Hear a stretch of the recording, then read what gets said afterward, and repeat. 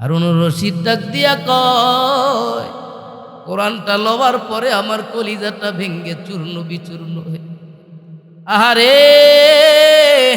এই কোরআন তো অন্য কোনো মানুষের কাছে ছিল না, আমার সন্তানের কাছে ছিল। কই পাইছ? কই সে এখন? কই কিছুক্ষণ আগে মারা গেল, নিজের হাতে তারে মাটি দিয়ে আপনার কাছে আইছি। বাদশাহ হারুনুর রশিদ ঘোড়া থেকে নাইমা মাথাটা নিচের দিকে দিয়া কান্না আরম্ভ।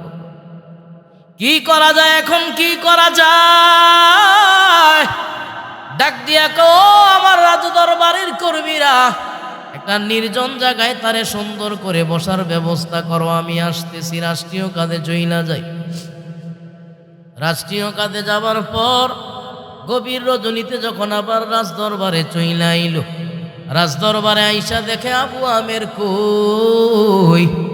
আবু আমের তো এখনো তাহাজ্জুদ নামাজ পড়ে। সুবহানাল্লাহ। আসো, তুমি আমার সামনে আসো। এই কোরআন তুমি কই পাইছো? বালা কইরা বুঝায় কও। একজন যুবক বছরায় গেছে বদলি দেওয়ার জন্য, কাজ করার জন্য। এই ছেলেটা বড় দিনদার পরহেজগার ছিল। ওই ছেলেটা মারা যাওয়ার আগে আমার কাছে বলছে রাজদরবারে দেওয়ার জন্য, বাহিরে কিছু আমি আর জানি না। কয় সন্তান মারা গেল, ওইখানে সে কি করতে গেল? কয় বদলি দিত, কাজ করাইতো। কয় তুমি তারে দিয়ে কাজ করাইছিলেন? কয় আমিও তো করাইছি। কেমনে রে? আমার সন্তানটারে দিয়া তুমি বদলির কাম করাই? কই বাদশা আমি তো জানি না, আপনার যে সন্তান আমি তো জানি না গো, আমি তো এখন মাত্র জানলাম আপনার সন্তান। কই কেমনে মারা গেল? কই খালি আমল আমল আমল আমল করতো, খানা নাই দানা নাই, জামা কাপড় নাই, সালার চট পইরা বেড়াইতো। ও সন্তান মারা যাওয়ার পর কেমনে কি করলা? ডাক দিয়া কয়, সন্তান যখন মারা গেল আমারে কইছিল গোসল দেওয়ার জন্য, নিজ হাতে তারে গোসল দিয়া দিছি। কয় নিজ হাতে গোসল দিলা, আমার সন্তানের লাশটা কেমনে বহন করলা? কয় দুই হাতের ওপর আমি বহন করছিলাম। হারুনুর রশিদ ডাক দিয়া কয়, দুইটা হাত আমার বুকের ভিতরে চাপ দিয়া তো, যেই দুইটা হাত দিয়ে আমার সন্তানরে গোসল করাইলা, সেই দুইটা হাত আমার কলিজার ভিতরে ধরো। আমার মনে হইব আমার সন্তানের হাতগুলো আমার কলিজার ভিতরে লাগছে। তুমি কি জানো না এটা আমার সন্তান? কয় জানলে জীবনেও তারে দিয়া কাম করাইতাম না। ডাক দিয়া কয়, কবর কোথায়? আমার সন্তানের কবর, আমারে তাড়াতাড়ি লইয়া যা। যাইতে যাইতে কবরের কাছে চইলা গেল।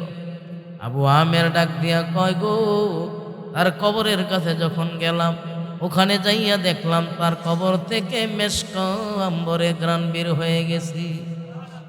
আরো জোরে কর। আমার ভাইয়েরা, বাদশাহ হারুনুর রশিদ সন্তানের কবরের পাশে দাঁড়ায় ডাক দিয়া কয়, ও সন্তান, যেখানে দেওয়ার দরকার আল্লাহ তোমারে সেইখানে দিয়া দিছে। সুবহানাল্লাহ। তুমি তোমার পাওনা বুঝায় গেছো, আমি কেমনে কইতাম কই যামু? আমার তো শেষ ঠিকানা আমি বলতাম পারি না। তবে এতটুকু বিশ্বাস রাখি, অচিরেই তোমার সাথে আমার সাথে জান্নাতে দেখা হবে। সুবহানাল্লাহ। একজন দিনদার পরহেজগার বাদশা ছিল গো, তার নাম হইল বাদশাহ হারুনুর রশিদ। নাম কি? কেমন বাদশা জানেননি? দুনিয়ায় থাইকা নিজের জান্নাতের বালাখানা নিজের চোখে দেখছে। সুবহানাল্লাহ। বাদশাহ হারুনুর রশিদ একবার ঘোষণা দিল, আমি একটা সমাজে মসজিদ বানাইতাম চাই। কেউ তোমরা টাকা দিবা না, পয়সা দিবা না, সব আমি দিমু। দুনিয়াতে যদি কেউ মসজিদ বানায়, জান্নাতে ঘর বানায় দিব কে? জোরে কয় না। সুন্দর করে একটা মসজিদ বানাইল। মসজিদ বানানোর পরে রাতের বেলা যখন ঘুমাইল, ঘুমের ঘরে আল্লাহ স্বপ্নে তারে জান্নাত দুই চোখে দেখায় দিল। সুবহানাল্লাহ। নিজের চোখে জান্নাত দেখার পর নিজের জান্নাতের ভিতরে নিজে ঢুকলো। জান্নাতের কামরাগুলো এত সুন্দর করে আল্লাহ বানাইলো।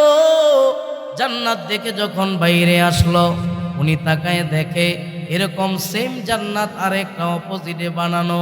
মনের ভিতরে বড় কৌতূহল, কেন গো আমার মতন কেন হইব? দরজা জানালার মডেলও তো একটু ব্যতিক্রম হইতে পারত। এই লোক কি আমার মতন আমল করলো কিনা? স্বপ্নের যোগে আল্লাহর কাছে আবার জানতে চায়, ও মালিক, আমি আমল করলাম, মসজিদ বানাইলাম, তুমি আমারে জান্নাত দিলা, কিন্তু আমার মতন সামনে এমন জান্নাত তুমি আরেকটা কার জন্য বানাইলা?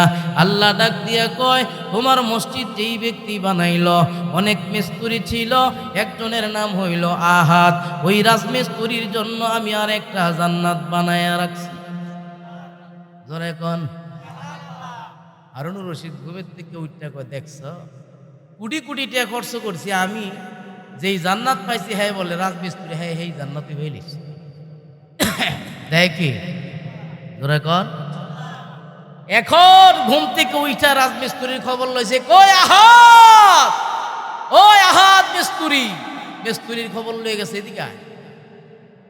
আমি জান্নাতের আশায় মসজিদ বানাইলাম, জান্নাত সচক্ষে দেখলাম, তুই কি আমল করলি যে আল্লাহ আমার মতন জান্নাত তোমারেও দিয়ে দিল? আমি একটা আমল করছি। কয়টা? জোরে কোন কয়টা? একটা আমল করলাম। কি আমল করলা? ও বাদশা মহোদয়, আপনি যখন নিয়ম করছিলেন কেউ টাকা দিতে পারবো না, পয়সা দিতে পারবো না গো, আমাদেরও দরকার ছিল, সাধ্য ছিল, দেই নাই আপনার ভয়ে। ও বাদশা, আমার বাবার রেখে যাওয়া সম্পদ, একটা দেওয়াল ছিল, বাড়ি পূর্ণ নির্মাণ করার জন্য দেওয়ালটা যখন ভাঙলাম, দেওয়ালের নিচে গিয়ে একটা কলসের মতন একটা খনি পাইলাম, ওইটার ভিতরে দামি দামি কিছু পাথর ছিল, যেই পাথরগুলো দিয়ে আপনি মসজিদ বানাইতেছিলেন। আমি তিলতে তাকায়া দেখলাম, এই পাথরগুলো যদি আপনার পাথরের সাথে মিলাইয়া দেই, আপনার বুঝার কোনো ক্ষমতা নাই। মন চাইছিল দিবালকয় দেওয়ার জন্য, আপনার ভয়ে আমি দেই নাই। রাতের আধারে আপনার দেওয়া পাথরের স্তূপের সঙ্গে আমার 3টা পাথর মিলাই দিছিলাম, আর কইছিলাম, আল্লাহ মসজিদে আমি শরীক লইলাম, আমারেও তুমি জান্নাত দিও। আল্লাহ কয়, 3টা পাথরের বিনিময়ে তোমারেও জান্নাত দিয়া দিলাম। अल्लाह अल्लाह क्या मुबारक नाम है, अल्लाह अल्लाह मुमिनों का काम है, या इलाही मुझसे मुझको दूर कर, ताकि देखो मुझ में तुझको एक नजर, या इलाही तू मेरा गफार है, या इलाही तू मेरा सत्तार है। মারহাবা কন। বাদশাহ হারুনুর রশিদ একজন বাদশাহ, সেও তো দেশ চালাইছে, চুরি করে নাই, দুর্নীতি করে নাই, সুইস ব্যাংকে নিয়ে টাকা রাখে নাই। চিল্লায়া বলেন, ভয় করছে কারে? এজন্য আল্লাহ কয়, ইয়া আইয়ুহাল্লাযীনা আমানুত্তাকুল্লাহ, ও মুমিন, তুমি আমি আল্লাহরে ভয় করবা। নামাজের মধ্যে যেমন ভয়, রাজা রোজার মধ্যে তেমন ভয়, দোকান জ্বালাইবা তেমন ভয়, জমিনে চাষ করবা তেমন ভয়, রাষ্ট্র চালাইবা এরপরেও তেমন ভয় দরকার আছে না নাই? বাদশাহ হারুনুর রশিদের একজন মাত্র সন্তান, যার নাম হইল আব্দুল্লাহ, বয়স হইল মাত্র 17 বছর। কয় বছর? 17 বছরের টকববে একজন যুবক, তবে অন্য 10টা সাধারণ যুবকের মতন তার চরিত্র না। আলহামদুলিল্লাহ, এখনকার যুবকদের চরিত্র যেটা উদাহরণ দেওয়া যাবে না, ঠিক না বে ঠিক? আমার ভাইয়েরা, 17 বছরের যুবক, কানের ভিতরে হেডফোন লাগায়, সিরা একটা প্যান্ট পরব, কত রঙের চুলের কাটিং দিয়া ঘুরবো, ঘুরেনি? নামাজের টাইম আদান তার কান দিয়া যায় না, ঠিক কিনা? কিন্তু বাদশাহ হারুনুর রশিদের সন্তান একটা সময়ও আল্লাহর ইবাদত ছাড়া থাকতে পারে? দিল ঘুরাইয়া দিছে কি? আরো জোরে কোন। বাদশাহ হারুনুর রশিদের সন্তান সালার একটা চট জামা বানাইয়া আর একটা সিরা পাড়া জামা গায়ে দিয়া বাবার দরবারে হাজির গো। লোকেরা ডাক দিয়া কয়, ও বাদশাহ, কত মানুষ রাজ দরবারে আসলো, আপনার অনুষ্ঠানে অংশগ্রহণ করবে, আপনার ছেলে, আপনার সন্তান, সেও তো চাইলে রাজকীয় পোশাক পরতে পারত, সে কেন নোংরা পোশাক পরল? বাবা ডাক দিয়া কয়, ও সন্তান আমার, তুমি চাইলে আজকে ভালো পোশাক পরতে পারতা, তোমার শরীর থেকে রাজ দরবারের ঘ্রাণ আবার কথা। সন্তান ডাক দিয়া কয়, দুনিয়ার চাকচিক্য আমার দরকার নাই, আমি আমার মাওলার পাগল, মারহাবা কর, মাওলার মোহাব্বতের দরকার আছে না নাই? কি অর্জন করলা বাবা আমার? ডাক দিয়া কো, কি অর্জন করলাম? আপনি আমার সাথে আসেন, দেখা যান। বাবাকে লইয়া হারুনুর রশিদের সন্তান বাহিরে আসলো। ওই গাছের ডালে দেখা যায় একটা পাখি বইসা রইল। পাখিরে ডাক দিয়া কয়, তুমি উড়ন্ত পাখি, এক ডাল থেকে তুমি আরেক ডালে যাও, আমিও তোমার মতন উড়ন্ত একজন মানুষ গো। দুনিয়ার ভালোবাসা আমার প্রয়োজন নাই, আমি এই বাড়ি থেকে ওই বাড়ি যাই একটাই কারণ, আমি আমার মাওলার সন্ধান চাই। সুবহানাল্লাহ। ডাক দিয়া কই, পাখি তুমি আল্লাহর ইবাদত করো না, কারণ তোমার কোনো বিচার হবে না, আমি ইবাদত করি, আমার বিচার হবে। কথা ঠিক না বে ঠিক? ও পাখি, আল্লাহর হুকুমে আমার ডান কাঁধের ওপর তুমি বইসা যাও। বলার সাথে সাথে পাখিটা ওনার ডান কাঁধের ওপরে বইসা গেল। সুবহানাল্লাহ। ডাক দিয়া কয়, আমার উপরে তুমি বসছো, আমার বাবা যদি তোমারে ডাক দেয় তুমি কিন্তু বইবা না। বাবা সন্তান ডাক দিয়া কয়, সন্তান বাবারে কয়, আমি ডাক দিলাম, জংলার পাখিটা আমারে সাপোর্ট করলো, বসলো আমার ওপরে আইসা। আপনি একজন বাদশাহ, আপনার যে এত ক্ষমতা, এত রাষ্ট্রের ভিতরে আপনার প্রভাব চলে গো, আপনি পাখিটা পারলে আপনার কাঁধের ওপর বসায় দেন। বাদশাহ হারুনুর রশিদ কয়, এই ক্ষমতা আমার নাই, অবশ্যই আল্লাহ তোমারে একটা সম্মান এবং ভালোবাসা দিয়েছে। সুবহানাল্লাহ। দিয়েছে কি? সন্তান ডাক দিয়া কয়, বাবা আমার, দুনিয়ার চাকচিক্য আমার ভালো লাগে না গো, মনে হয় এই সমাজ ছেড়ে আমি নীরব জায়গায় চইলা যাইতাম, আমার মাওলার সন্তানের দরকার।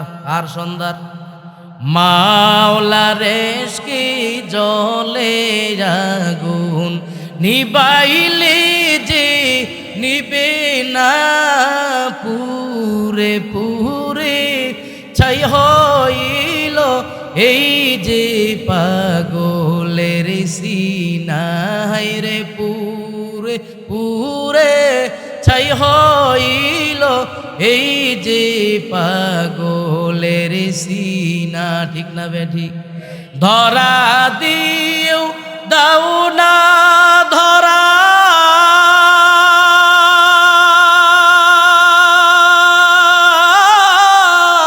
কাছে থেকেও দাও না সারা, আমি তোমার নূরে যাব মিশে, তোমার নূরে যাব মিশে, দূরে ঠেলে দিও না, তুরে পুরে ছাই হইল এই যে পাগলের সিনা।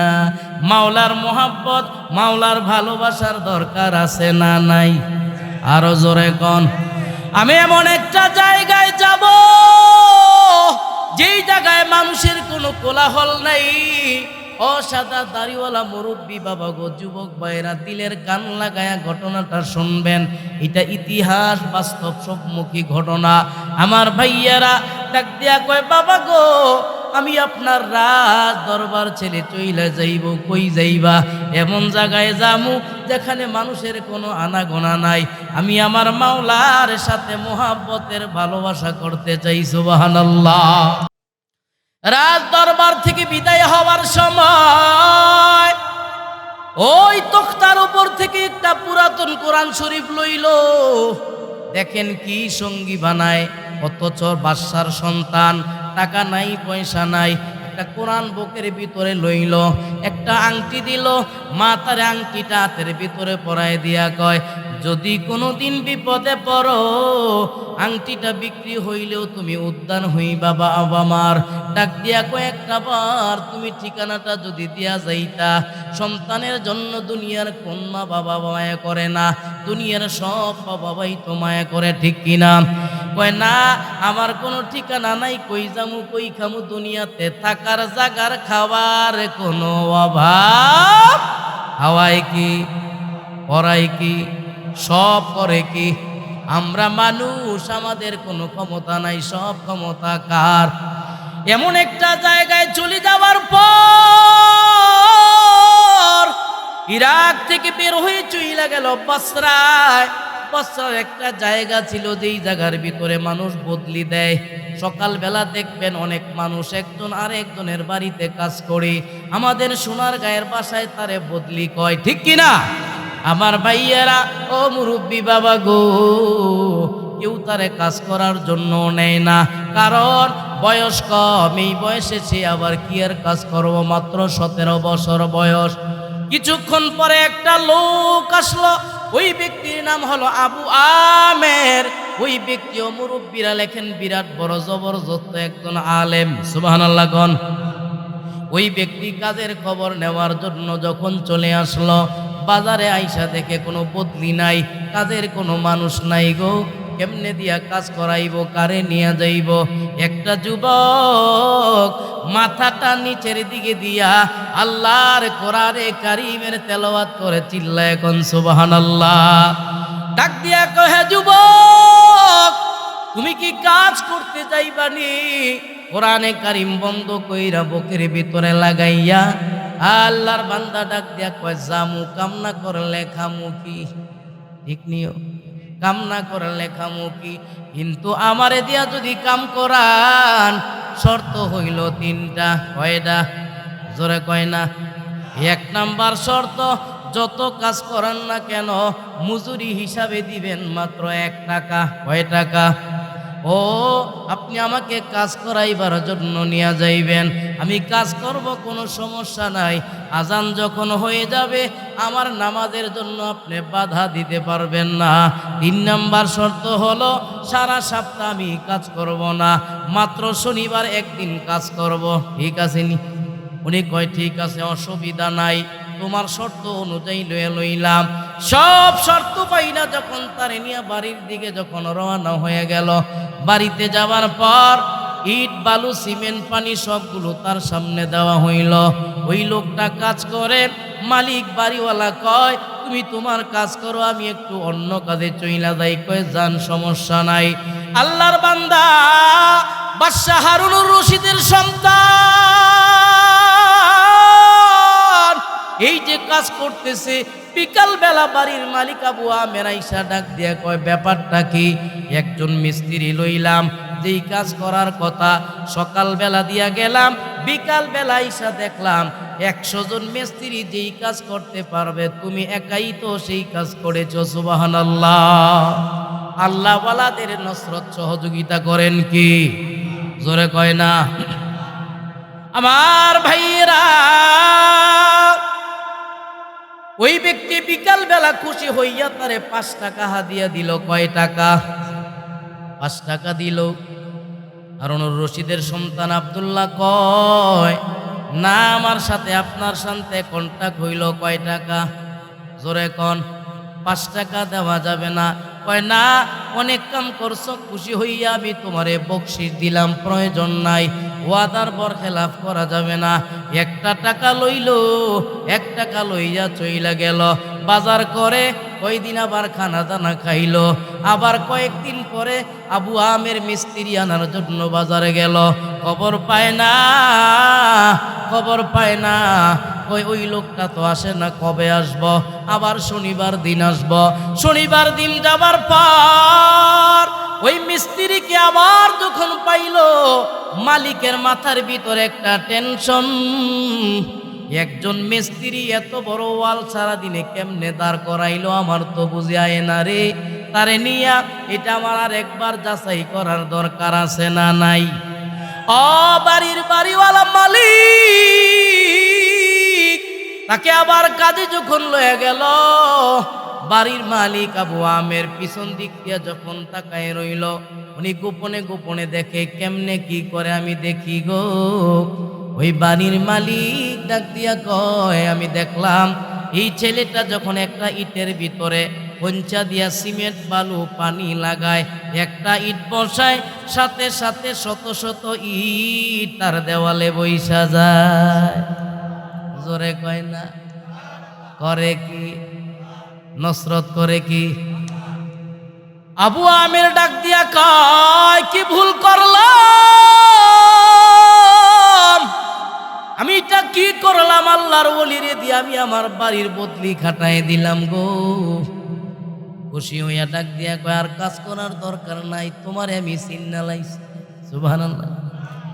তুমি দুনিয়ার সাধারণ মানুষ না, তুমি আল্লাহর সাথে মোলাকাত গভীর পর্যায়ে পৌঁছায় গেছে, তোমারে আর কষ্ট দেওয়া যাবে। এই যে নেও, তোমারে আমি বকশিশ সহ 10 টাকা দিলাম। কয় না, 1 টাকা দিবেন। 1 টাকাই নিল, বেশি নেওয়া যাবে না। কয়, আমি যে অন্যায় করলাম তুমি আমারে মাফ করছো নি? না, আপনি অন্যায় করে নাই, আপনি আমার প্রতি কোনো জুলুম করেন নাই। এই বইলা চলে যাবার পর এখন আর কাজে আসে না গো। কই পাওয়া যাইব তারে? কই পাওয়া যাইব? বাজারে যাইয়া শনিবার দিন আর পাওয়া যায় না। বাড়ির বাড়িওয়ালা একটা এলান দিয়া দিল, যেথায় তারে পাইবা তারে ধরবা, আমার কাছে আনবা, তাদেরকে পুরস্কৃত করা হবে। সুবহানাল্লাহ। পুরস্কৃত করা হবে, টাকা উপহার দেওয়া হবে। সারা এলাকার ভিতরে একটা খবর নিউজ ছড়ায়া পড়ল, এই যুবক আব্দুল্লাহরে কোথায় পাওয়া যাইব? কয়েকজন যুবক বাড়ি হয়ে গেল, আনাচে কানাচে সব জায়গায় তালাশ করলো, তারে পায় না। কয়েকজন যুবক মিল্লা জংলার ভিতরে যখন চইলা গেল, জংলার ভিতরে যাইয়া দেখে শরীরটা শুকায়া একেবারে আড্ডি হয়ে গেল গা, কথা কইতে পারে না। পবিত্র কালামুল্লাহ লইয়া কালামুল্লাহ শরীফ তেলাওয়াত করে আর চোখের পানি ফালায় ফালায় কান্দে। ডাক দিয়া কয়, আবু আমের, এই লোকটার খবর পাইলাম। কোন জায়গায়? কয়, জংলার ভিতরে বইসা বইসা কান্দে। কয়, চলো আমার সাথে, তাড়াতাড়ি চলো। ডাক দিয়া কয়, আল্লাহর বান্দারে, না খাইতে খাইতে স্বাস্থ্যটা শুকায় গেল তোমার, চলো আমি তোমার একটু চিকিৎসা দেওয়ার জন্য লইয়া যাই। কয়, আমার পিছনের সময় ব্যয় কইরা লাভ নাই, কয়েকদিনের মধ্যে আমার আল্লাহর সাথে আমার সাক্ষাৎ হইয়া যাইব গা। আমার এই মেডিকেল হসপিটাল নিয়ে কোনো লাভ নাই। কয়, না, এইভাবে মরতে দেওয়া যায় না। আমি যদি একটা কথা বলি আপনি শুনবেন নি? কয়, কি কথা কও? আমি মনে হয় বেশি দিন বাঁচতাম না। আমি যদি মারা যাই, পুরাতন কাপড় যা আছে তা দিয়েই আমারে দাফন দিয়া দিয়েন। কয়, কেন না? এটা হতে পারে না, নতুন কাফনের কাফন পরাইয়া তোমারে দাফন দিমু। কয়, না গো, নতুন কাপড় মরা মানুষের জন্য না, জীবিত মানুষের জন্য। পুরাতন কাপড় যেইভাবে আছে এইভাবে আমারে কবরে রাখবেন। আরেকটা উপদেশ আমি আপনারে দেই, আমি যদি মারা যাই, আপনারা হাত দিয়ে আমারে গোসল দিয়া দিবেন, কোনো মানুষ যাতে আমারে গোসল না দিতে পারে। শুধু তাই নয়, আপনার 2টা হাত দিয়া ধইরা এই জংলার নির্জন জায়গায় আমারে আপনি দাফন কইরা দিয়েন। আরেকটা কথা কই, আমি যদি মারা যাই, এই যে আমার ব্যবহার করা তেলাওয়াত করা একটা কোরআন দেখেননি? কয়, হও, বাদশাহ হারুনুর রশিদের কাছে এটা দিয়া দিয়েন। ওই সময় কয় না, বাদশাহ হারুনুর রশিদ আমার বাবা লাগে। চিন্তা করছে ক্ষমতা কারে কয়? ওই সময় কয় না, জুবাইদা আমার মা। ওই সময় কয় না, হারুনুর রশিদ আমার বাবা। ডাক দিয়া কই, যে কোরআন তার কাছে দিবা, আংটিটা তার কাছে পৌঁছায় দিবা। উনিও তো পরিচয় জানে না, আয়াতের মালিক কি। কিছুদিন পরে যখন মারা গেল, নিজে গোসল দিয়া সুন্দর কইরা তারে ওয়াদা অনুযায়ী কবরের ভিতরে রাখলো। নির্জন একটা কবর, কোনো মাজারও নাই, টাইসও নাই, পাকাও নাই, ঠিকই না? আমার মুরব্বী বাবা গো, ও যুবক ভাইয়েরা, দিলের কান লাগায় কথাটা শুনবেন। এখন তার ওয়াদা অনুযায়ী হারুনুর রশিদের কাছে যাবার দরকার। খবর পাইয়া চইলা গেল বাদশাহ।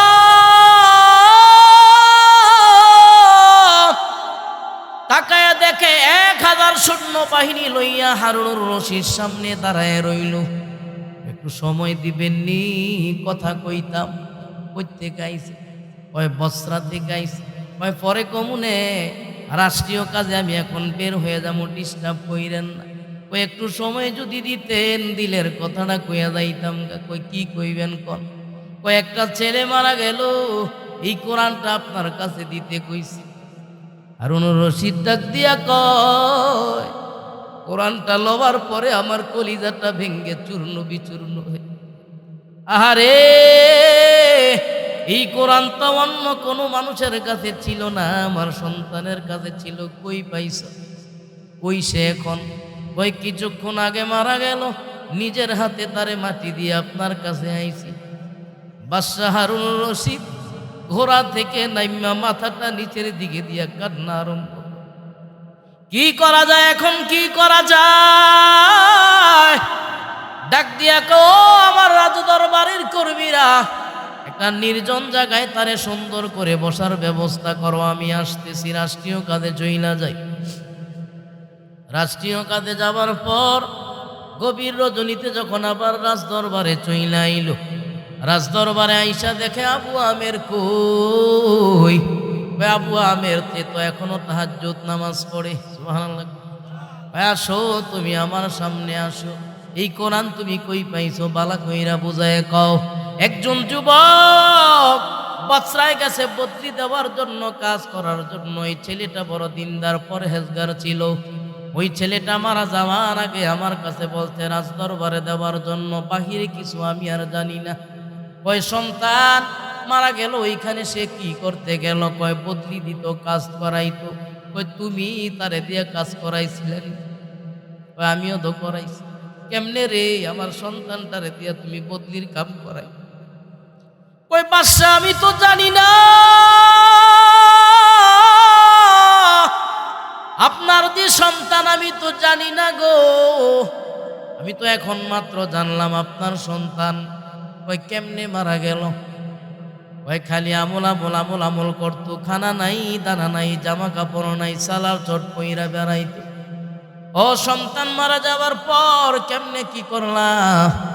ডাক দিয়া কয়, সন্তান যখন মারা গেল আমারে কইছিল গোসল দেওয়ার জন্য, আমি নিজ হাতে তারে গোসল দিয়া দিছি। ওই নিজ হাতে গোসল দিলা, আমার সন্তানের লাশটা কেমনে বহন করলা? কয় 2 হাতের ওপর আমি বহন করছিলাম। হারুনুর রশিদ ডাক দিয়া কয়, 2টা হাত আমার বুকের ভিতরে চাপ দিয়া তো, যেই 2টা হাত দিয়ে আমার সন্তানরে গোসল করাইলা, সেই 2টা হাত আমার কলিজার ভিতরে ধরো। আমার মনে হইব আমার সন্তানের হাতগুলো আমার কলিজার ভিতরে লাগছে। তুমি কি জানো না এটা আমার সন্তান? কয় জানলে জীবনেও তারে দিয়া কাম করাইতাম না। ডাক দিয়া কয়, কবর কোথায়? আমার সন্তানের কবর, আমারে তাড়াতাড়ি লইয়া যাও। যাইতে যাইতে কবরের কাছে চইলা গেল। আবু আমের ডাক দিয়া কয়, গো, তার কবরের কাছে যখন গেলাম, ওখানে যাইয়া দেখলাম তার কবর থেকে মেশক আম্বরে গ্রান বের হয়ে গেছি। আরো জোরে কয়। আমার ভাইয়েরা, বাদশাহ হারুনুর রশিদ সন্তানের কবরের পাশে দাঁড়ায় ডাক দিয়া কয়, ও সন্তান, যেখানে দেওয়ার দরকার আল্লাহ তোমারে সেইখানে দিয়া দিছে। সুবহানাল্লাহ। তুমি তোমার পাওনা বুঝায় গেছো, আমি কেমনে কইতাম কই যামু? আমার তো শেষ ঠিকানা আমি বলতাম পারি না। তবে এতটুকু বিশ্বাস রাখি, অচিরেই তোমার সাথে আমার সাথে জান্নাতে দেখা হবে। সুবহানাল্লাহ। ওই যে বাড়ির মালিক আবু আমের, ওই ব্যক্তি ডাক দিয়া কয়, আমার বাড়িতে যাবার পরে একদিন আমি তাহাজ্জুদ নামাজ পড়লাম। ফজরের নামাজ পড়লাম, সারাদিন ছেলেটার টেনশন আমার মাথার থেকে ছড়াইতে পারি না গো। কেমনে একটা বাদশার সন্তান রাজমিস্ত্রির কাম করতে যায়। আমি এর পরের দিন যখন রাতে ঘুমাইলাম, ওই আল্লাহর ওলি ডাক দিয়া কয়, আমি স্বপ্নের যুগে তাকায়া দেখলাম ওই বাদশাহ হারুনুর রশিদের সন্তান রে আল্লাহ জান্নাতের ভিতরে ঘোরাফেরা করা। আরো জোরে এটার নাম হইল আল্লাহর ভয়, ঠিক কিনা আমার ভাইয়েরা? হায়াতে জিন্দেগিতে আমরাও যদি এমন ভয় করতে পারতাম গো, আমরাও আশা রাখতে পারতাম আমাদেরকেও জান্নাত দিব কি।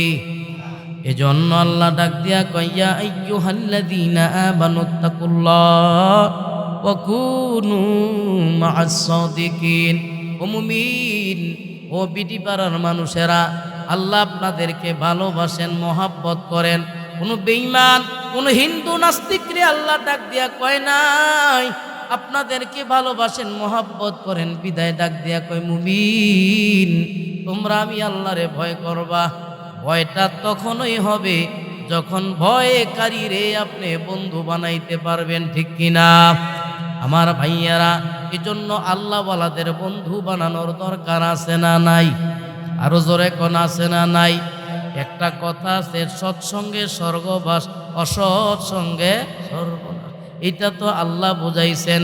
তোমার যদি ভালো লাগে তুমি একজন মসজিদের ইমামরে বন্ধু বানায় লও, দুশ্চরিত্র দূর কইরা নেক চরিত্র দান করব কে?